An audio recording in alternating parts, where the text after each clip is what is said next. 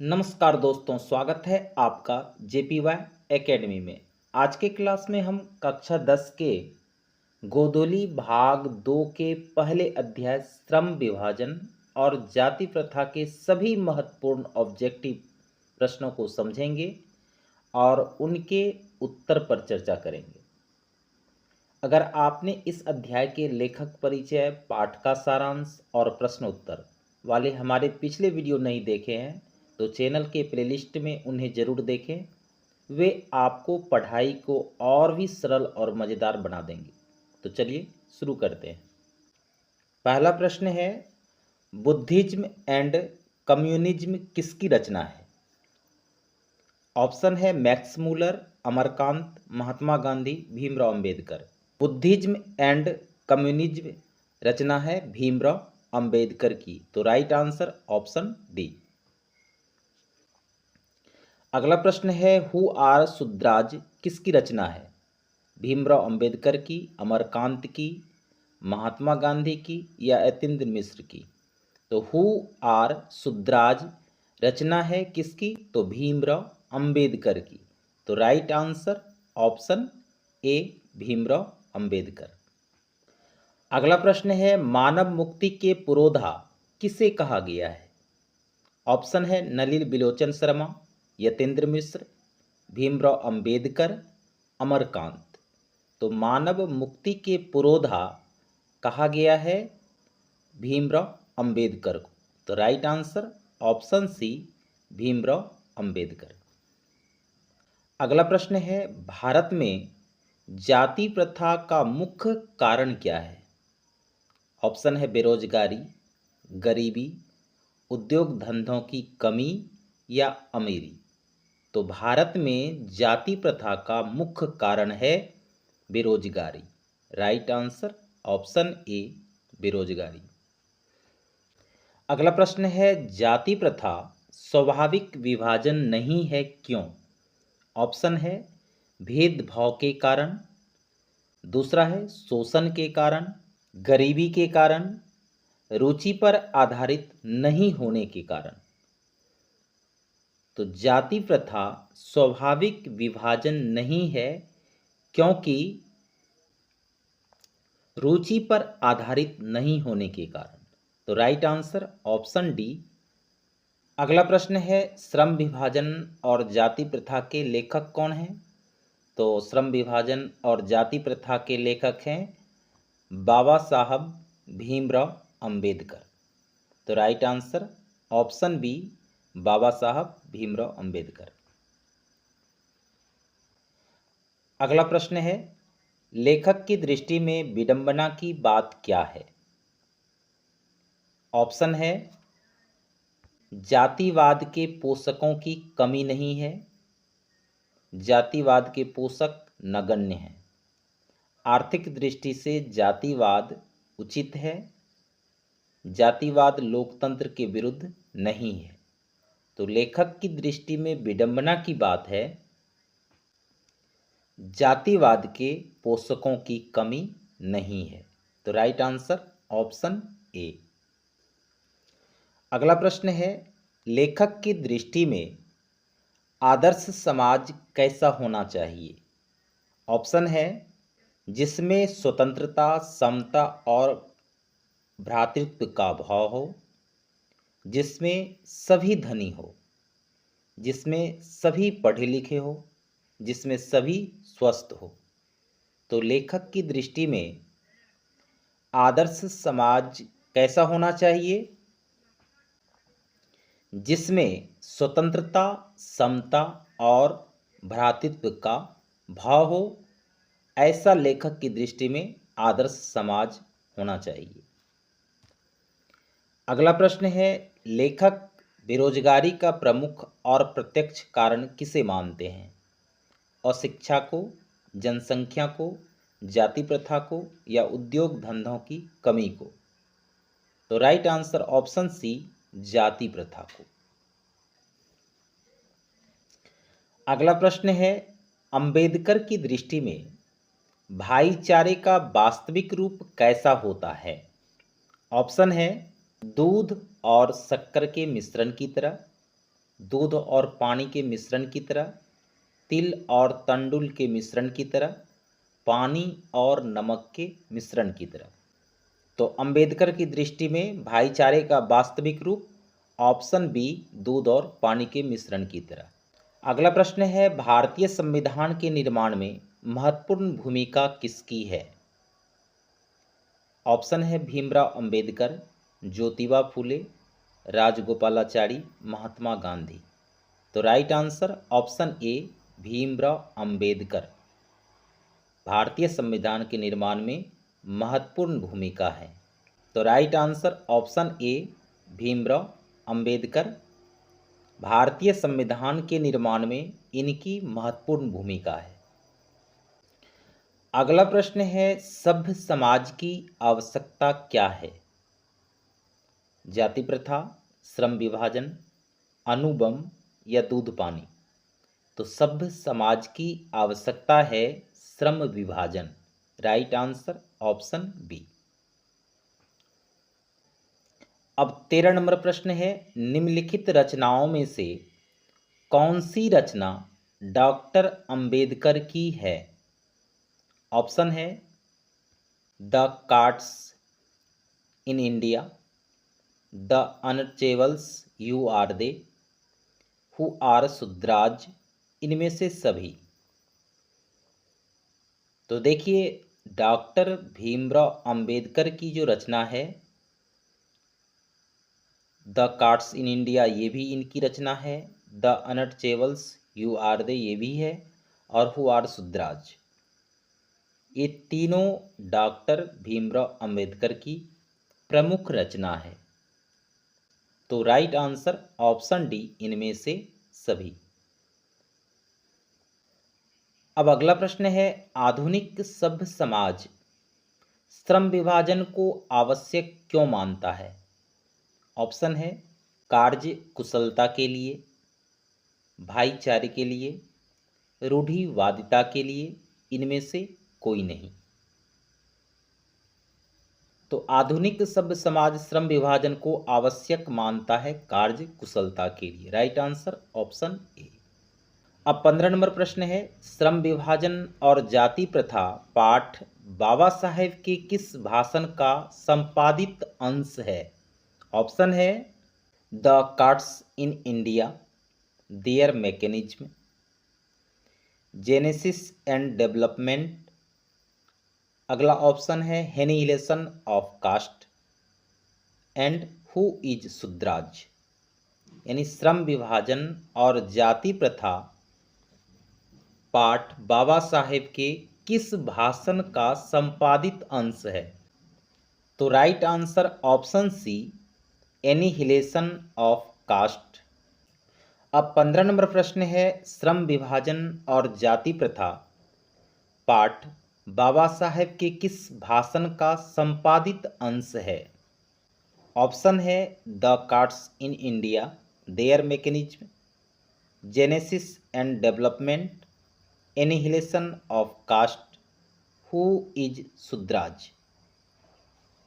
तो श्रम विभाजन और जाति प्रथा पाठ बाबा साहेब के एनिहिलेशन ऑफ कास्ट भाषण का संपादित अंश है।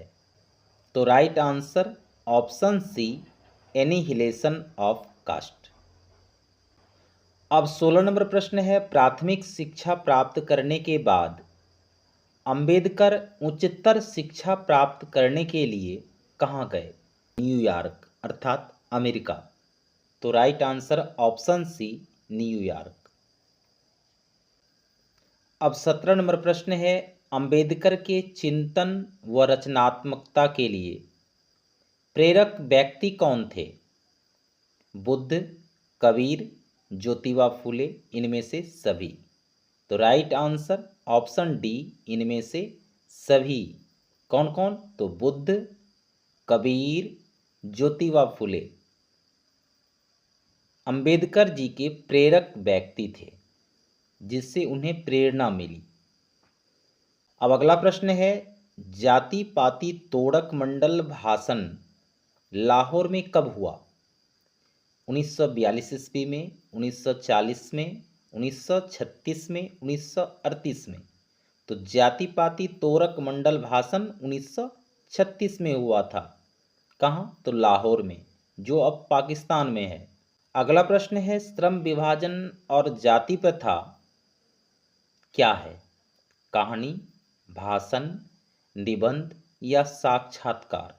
तो श्रम विभाजन और जाति प्रथा एक निबंध है। तो राइट आंसर ऑप्शन सी। अब 20 नंबर प्रश्न है, अंबेडकर के भाषण एनिहिलेशन ऑफ कास्ट को किसने हिंदी में रूपांतरण किया? ऑप्शन है ललई सिंह यादव, किशोरी लाल, मोहन वाजपेयी, इनमें से कोई नहीं। तो अंबेडकर के भाषण एनिहिलेशन ऑफ कास्ट को हिंदी में रूपांतरण करने का कार्य ललन सिंह यादव ने किया। तो राइट आंसर ऑप्शन ए ललन सिंह यादव। ठीक है। अब 21 नंबर प्रश्न है, अंबेडकर का जन्म किस परिवार में हुआ था? ऑप्शन है ब्राह्मण, क्षत्रिय, दलित या कास्त।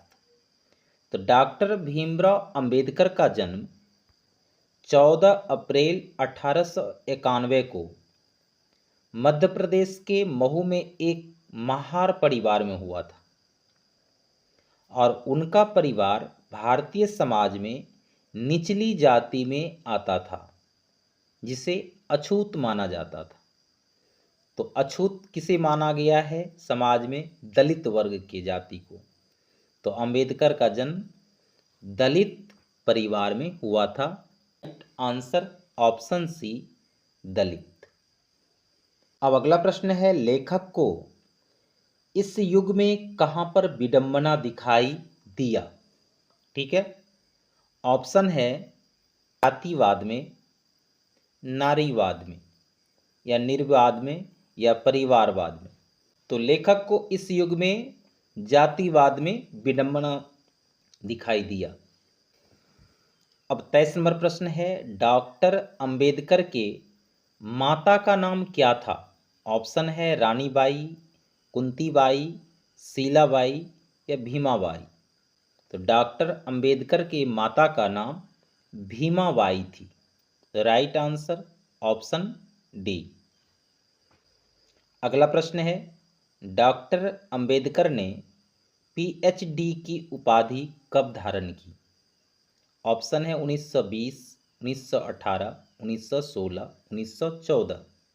तो डॉक्टर भीमराव अंबेडकर ने 1916 में कोलंबिया विश्वविद्यालय से पीएचडी अर्थात डॉक्टर ऑफ फिलॉसफी की उपाधि प्राप्त की।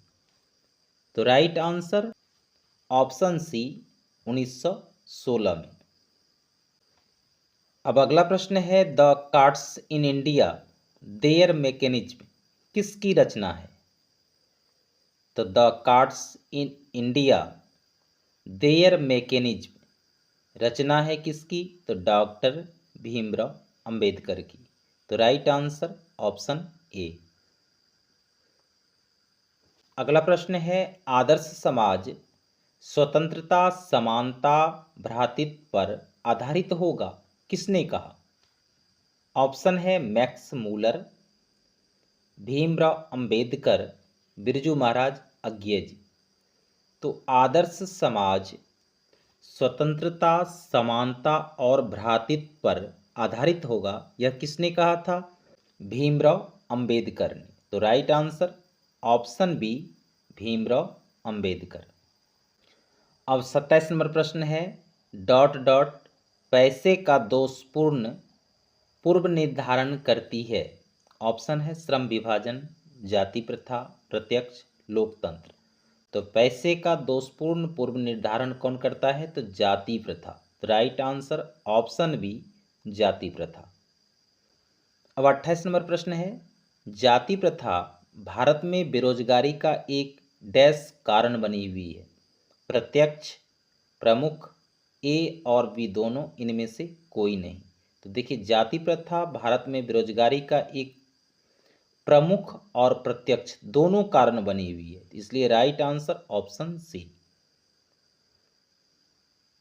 अगला प्रश्न है डॉक्टर भीमराव अंबेडकर की मृत्यु कब और कहाँ हुई? ऑप्शन है 1956 दिल्ली, 1957 मध्य प्रदेश, 1958 वाराणसी, 1959 बिहार। तो डॉक्टर भीमराव अंबेडकर की मृत्यु 6 दिसंबर 1956 को दिल्ली में हुई थी। तो राइट आंसर ऑप्शन ए 1956 दिल्ली। अब 30 नंबर प्रश्न है डॉक्टर भीमराव अंबेडकर का जन्म कब हुआ? तो डॉक्टर भीमराव अंबेडकर का जन्म हुआ था 14 अप्रैल 1891। Right answer option D. अब 31 नंबर प्रश्न है डॉक्टर भीमराव अंबेडकर का जन्म कहाँ हुआ था? महू मध्य प्रदेश, गोरखपुर उत्तर प्रदेश, डुमराव बिहार, दानकुनी पश्चिम बंगाल। तो डॉक्टर भीमराव अंबेडकर का जन्म हुआ था Mhow Madhya Pradesh. Right answer option A. अब 32 नंबर प्रश्न है डॉक्टर अंबेडकर ने किस पत्रिका का संपादन किया?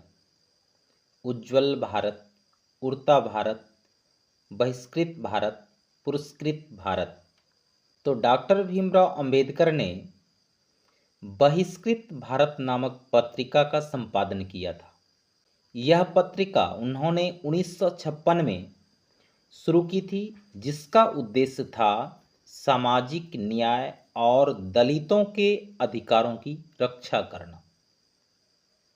तो इस प्रकार डॉक्टर भीमराव अंबेडकर ने किस पत्रिका का संपादन किया था? तो बहिष्कृत भारत।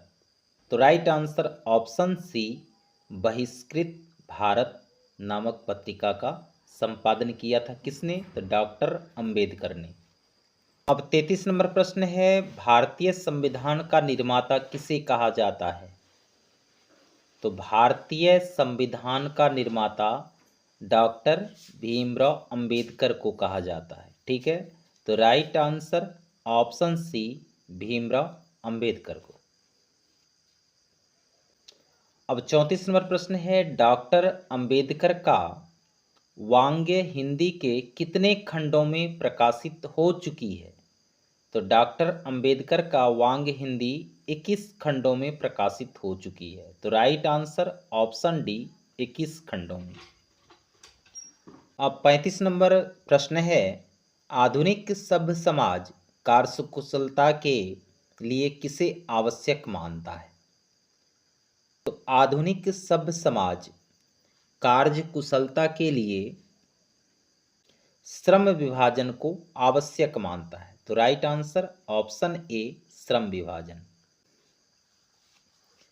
अब 36 नंबर प्रश्न है डॉक्टर अंबेडकर के पिता का क्या नाम था?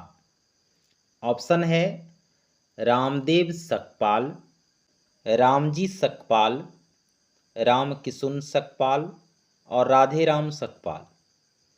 तो डॉक्टर भीमराव अंबेडकर के पिता का नाम था रामजी मालोजी सकपाल। पूरा नाम है रामजी मालोजी सकपाल। तो right answer option B Ramji Sakpal. अब 37 नंबर प्रश्न है जाति प्रथा श्रम विभाजन के साथ साथ किसका रूप लिए हुए है?